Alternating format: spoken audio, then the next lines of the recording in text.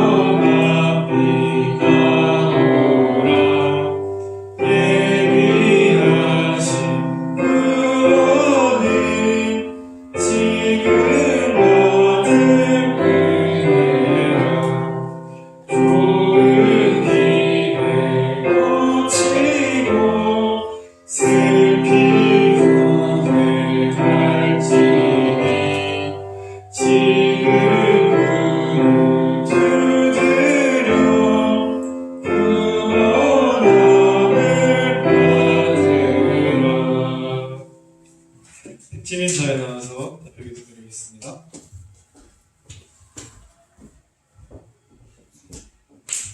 기도드리겠습니다. 사랑이 많으신 하나님, 오늘도 저희 청년대학교가 한자리에 모여서 예배드리게 해주시니 감사드립니다. 저희가 예배드릴 때 온전히 사모하는 마음으로 임할 수 있게 해주시고 설교하시는 목사님께 은혜 내려주세요.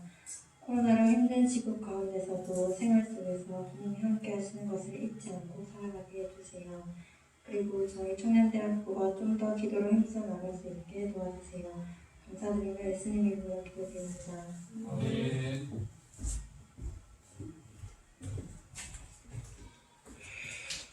오늘 성경 말씀은 마태복음 21장 23절에서 32절 말씀입니다.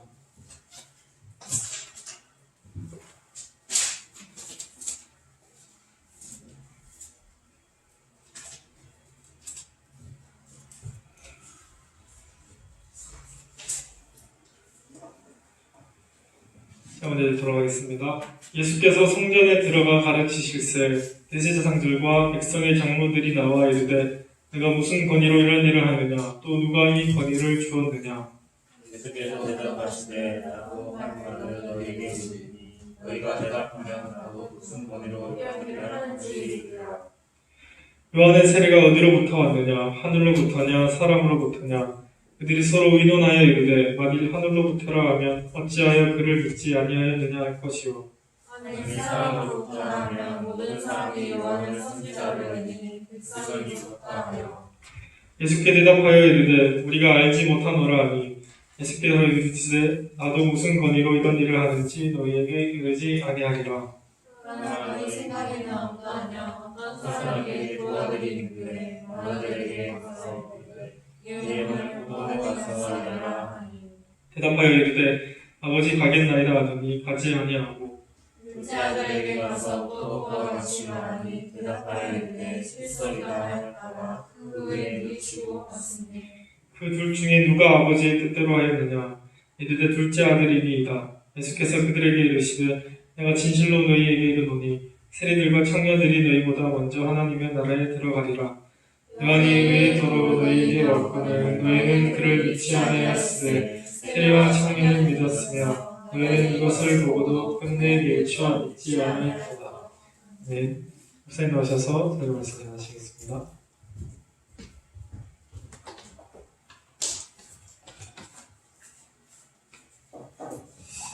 기회를 외면하면 불쌍해집니다 라는 제목으로 하나님의 말씀 나누겠습니다. 기회를 외면하면 불쌍해집니다. 이제 예수님의 권세에 대한 문제를 가지고 나옵니다. 예수님의 권세. 네가 무슨 권한이 있고 너한테 무슨 권위가 있기에 네 마음대로 이렇게 하느냐 하면서 예수님의 권위, 예수님의 권세에 대해서 문제를 삼았어요. 예수님의 권세에 대해서 문제를 삼았습니다. 자, 왜 문제를 삼았느냐?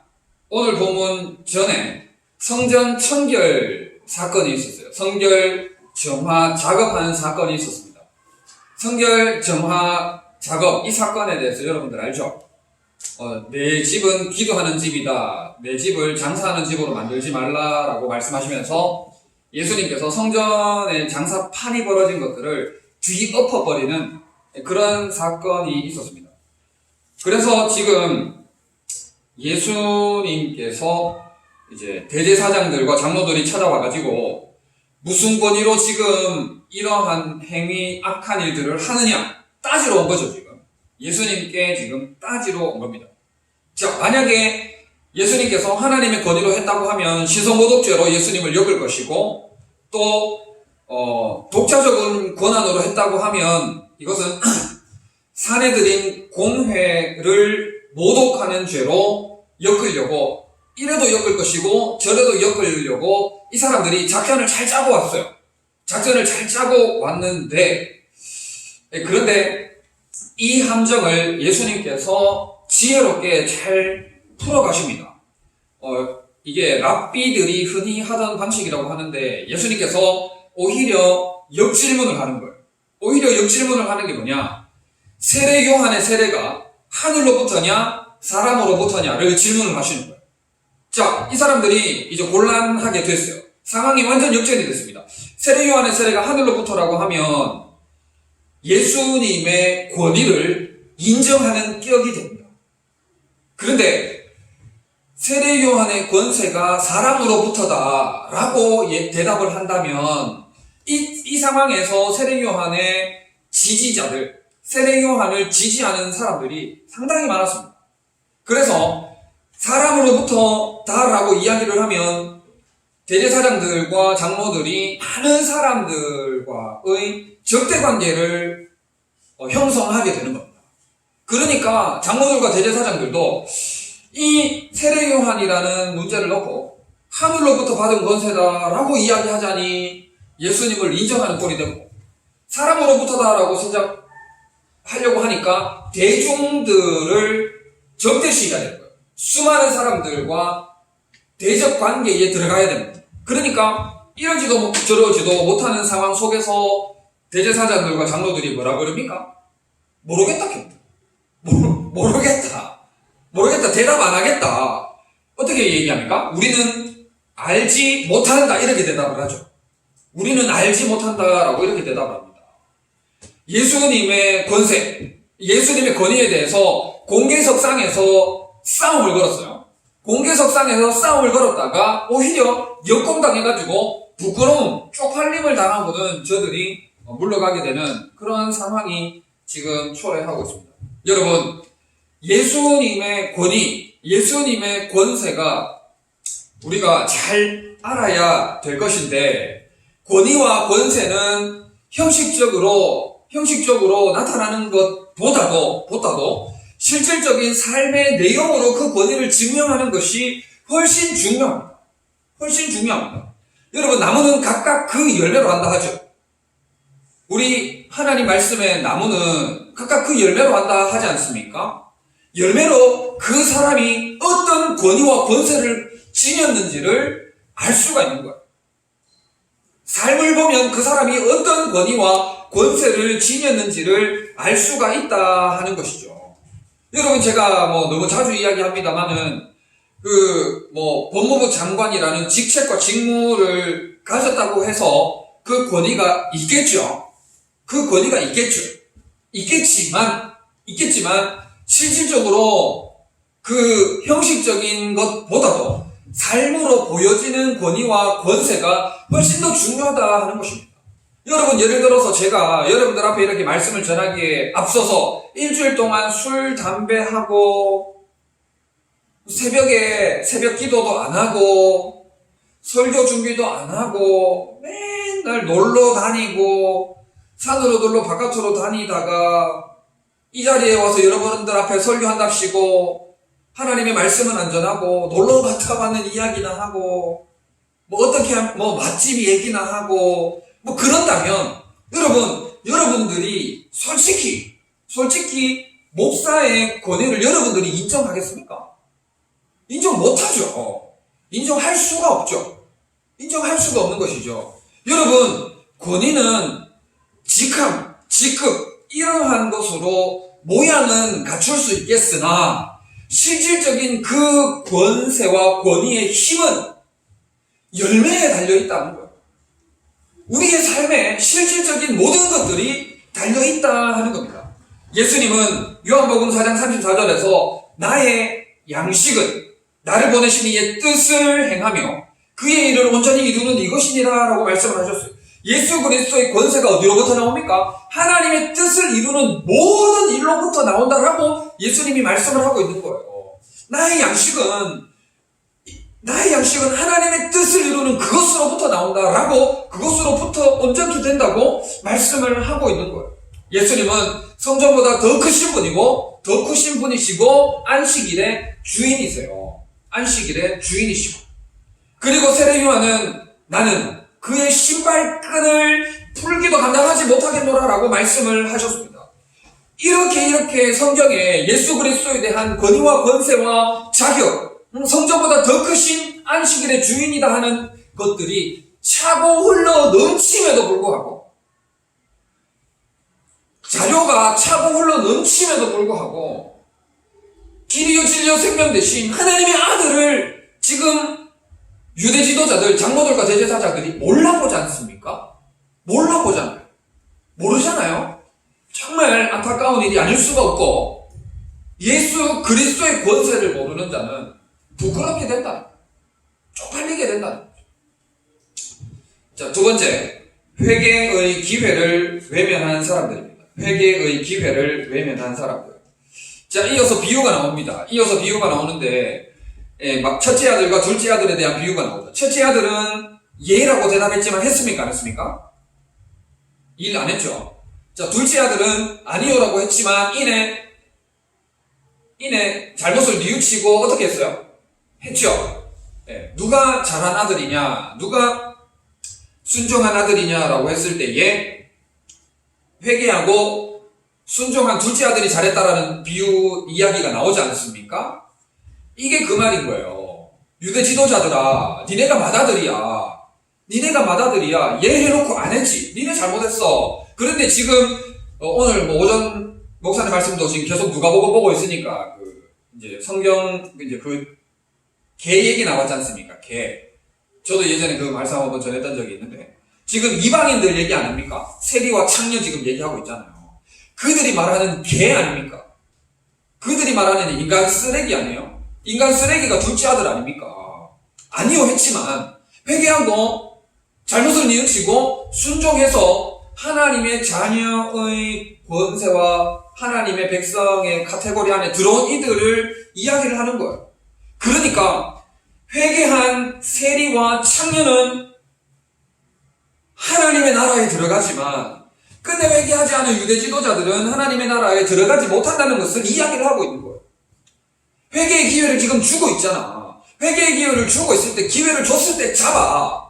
기회를 줬을 때 잡아라고 이야기를 하고 있는 거예요. 여러분, 성경에 기회가 주어졌음에도 불구하고 그 기회를 발로 차버려가지고 비참함을 누리는 사람들이 여러 사람들이 있어요. 여러 사람들이 있어요. 제가 종종 자주 이야기했지만 여러분 베드로와 가룟유다를 비교해보세요. 둘 다 솔직한 말로 배신했잖아요. 둘 다 솔직한 말로 배신했잖아요. 그런데 베드로는 네가 나를 사랑하느냐? 예, 예수님, 제가 예수님을 사랑합니다. 예, 예수님, 제가 예수님을 사랑합니다. 주께서 내가 예수님을 사랑하는 줄 주께서 아시나이다 라는 그런 회개의 고백을 통해서 다시금 하나님의 나라와 주의 몸된 교회를 위해서 생명을 바치는 그런 걸음을 걸어갈 수 있도록 주께서 이렇게 세워주셨죠. 그런데 가룟 유다는 지난 수련회 때도 가룟 유다 얘기했고 가룟 유다 얘기 많이 했잖아요.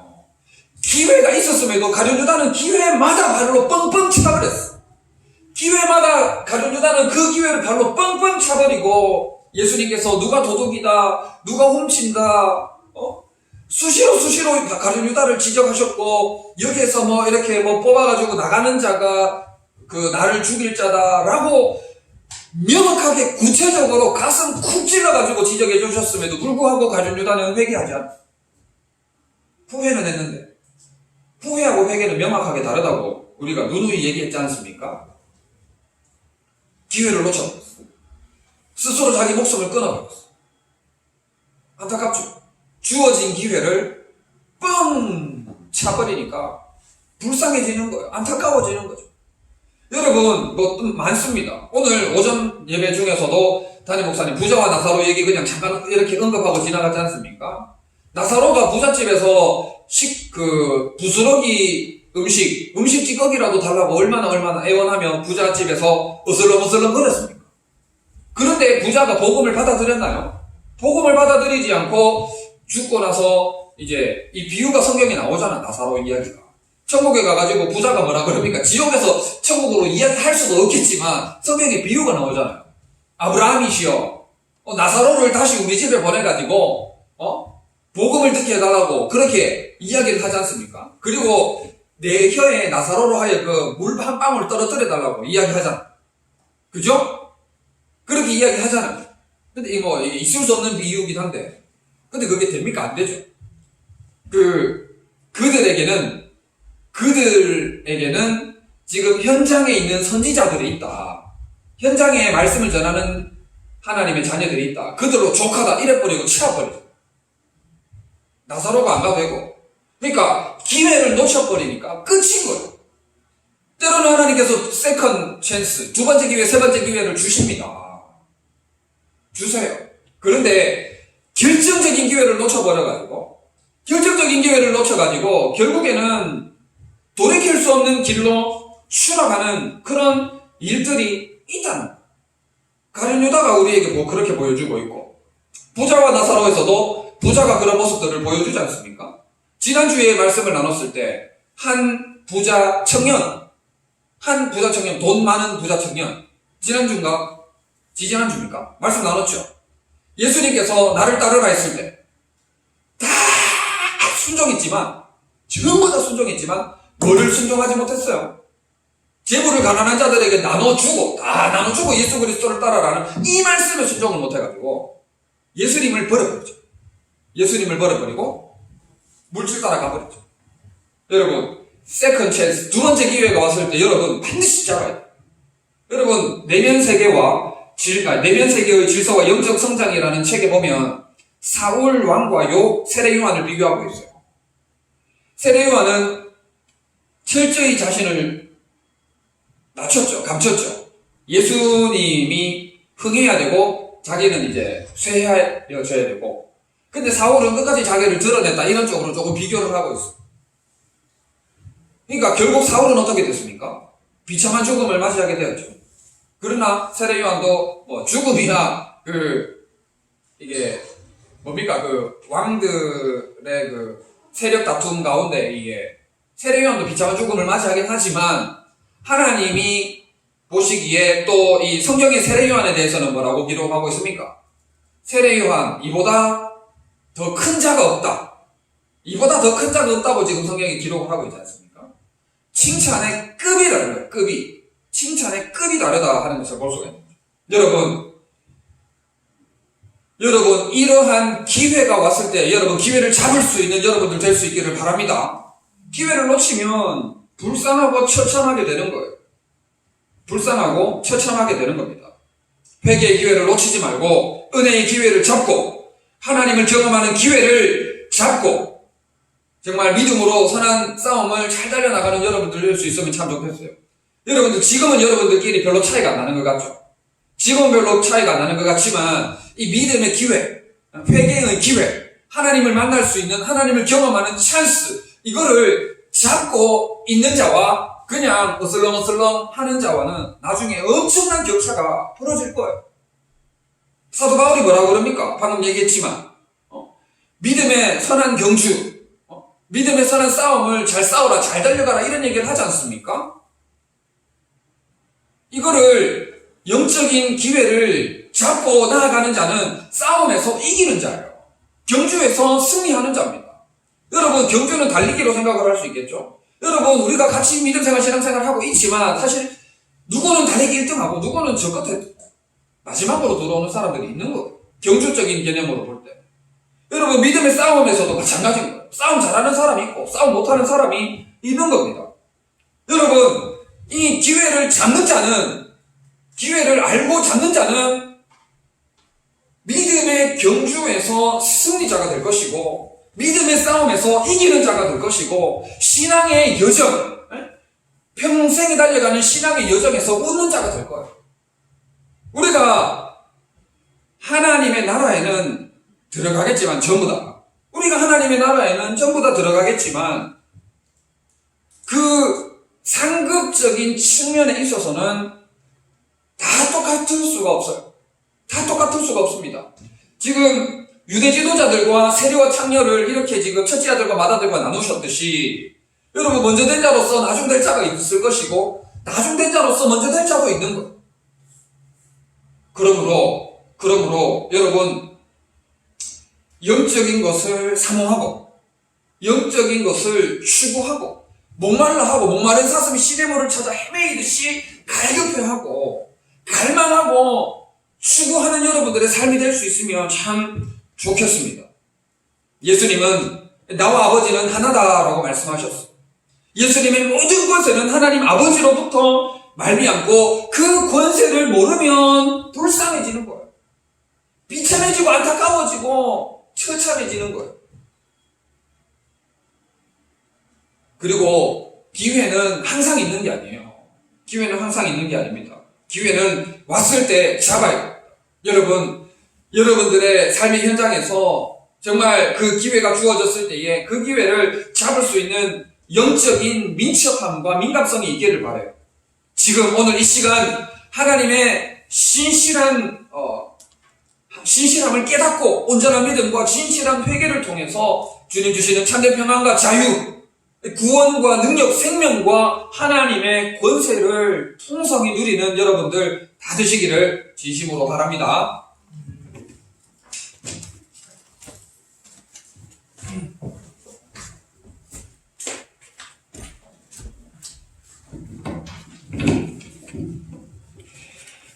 다시 주신 말씀 가지고 1분간 기도드리도록 하겠습니다.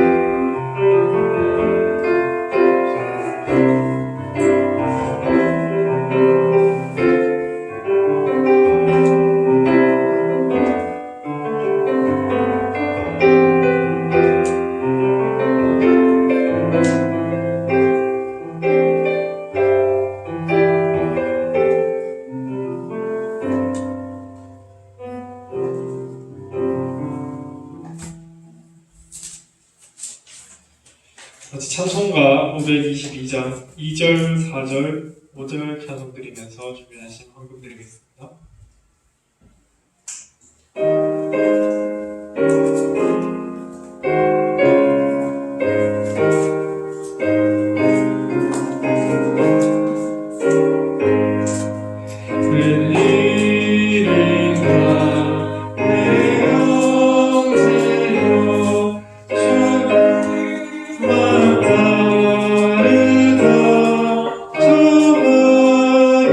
주